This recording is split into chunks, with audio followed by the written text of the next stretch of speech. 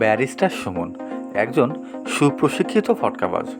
বিভিন্ন সময়ে বিভিন্ন ইস্যুকে কাজে লাগিয়ে নিজেকে মহামানব হিসাবে প্রতিষ্ঠা করাই ছিল তার লক্ষ্য। সমাজের সেবকের আড়ালে নিজের স্বার্থ উদ্ধার করাই ছিল সুমনের পেশা। তবে অন্য সব বাটপারদের থেকে সুমনের বৈশিষ্ট্য কিছুটা ইউনিক। ব্যারিস্টার সুমন ছোট চোরদের বিরুদ্ধে কথার বলি ফোটাতো, কিন্তু এই ভোট চোরদের নিয়ে কোনো প্রতিবাদই করতেন না, বরং মাদার অফ ভোট চোর হাসিনাকে সব সময় তেল দিয়ে কথা বলতো। ন্যায় বিচারের কথা বলতেন সুমন, আবার নিজেই যুক্ত থাকতেন অবিচারের সাথে। ব্যারিস্টার সুমনের উত্থান শুরু হয় আন্তর্জাতিক অপরাধ ট্রাইব্যুনালের প্রসিকিউটর হিসাবে যোগদানের মাধ্যমে। বিতর্কিত সেই বিচারের যে সাজানো নাটক, তার প্রমাণ হয় ট্রাইব্যুনালের দুজন বিচারপতির স্কাইপ কেলেঙ্কারির মাধ্যমে। মানবতা বিরোধী অপরাধের বিচারের জন্য সুগঠিত আন্তর্জাতিক অপরাধ ট্রাইব্যুনালের প্রসিকিউটর ছিলেন ব্যারিস্টার সুমন। এ সময় আওয়ামী লীগ সরকারকে খুশি করতে আদালতে বিভিন্ন মিথ্যা তথ্য প্রমাণের মাধ্যমে জামাত নেতা মীর কাসিম আলী সহ অনেক নিরপরাধ মানুষকে ফাঁসির কাঠগড়ায় পাঠিয়েছিল ব্যারিস্টার সুমন। 2013 সালের 14 ফেব্রুয়ারি মাওলানা দেলোয়ার হোসেন সাঈদীকে ফাঁসির রায় দিয়েছিল আন্তর্জাতিক অপরাধ ট্রাইব্যুনাল। সে সময় সাঈদী সাহেব আদালতকে উদ্দেশ্য করে বলেছিলেন, আপনারা নিজেদের শপথের উপর দায়বদ্ধ থেকে বিচার করতে পারেননি।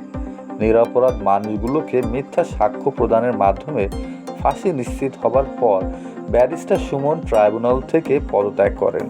এভাবেই ব্যারিস্টার সুমন বিভিন্ন সময়ে বিভিন্ন ইস্যুকে কাজে লাগিয়ে নিজেকে জনদরদি হিসাবে প্রতিষ্ঠিত করতে চেষ্টা করেন।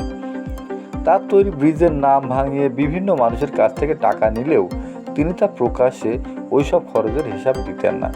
হিসাব রয়েছে সেই টাকায় মাসে একবার হলেও দেশে বিদেশে ঘুরতেন। এছাড়া নিজের সন্তানদেরকে পাঠিয়েছে আমেরিকাতে পড়াশোনার জন্য। নিজেকে দেশপ্রেমিক দাবি করে সুমনের মেয়ে ঠিকমতো বাংলাটাও বলতে পারে না।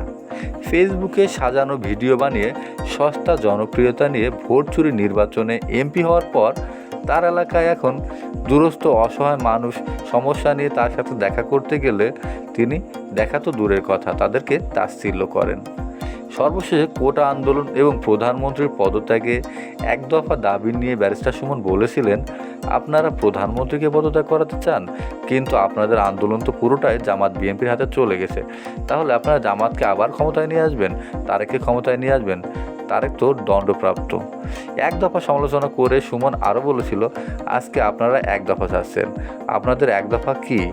ব্যারিস্টার সুমন এভাবেই প্রত্যেকটা আন্দোলনেই ছাত্রদের বিভিন্নভাবে বিব্রত করেছেন আর এই আন্দোলনকে দমানোর চেষ্টা করেছেন।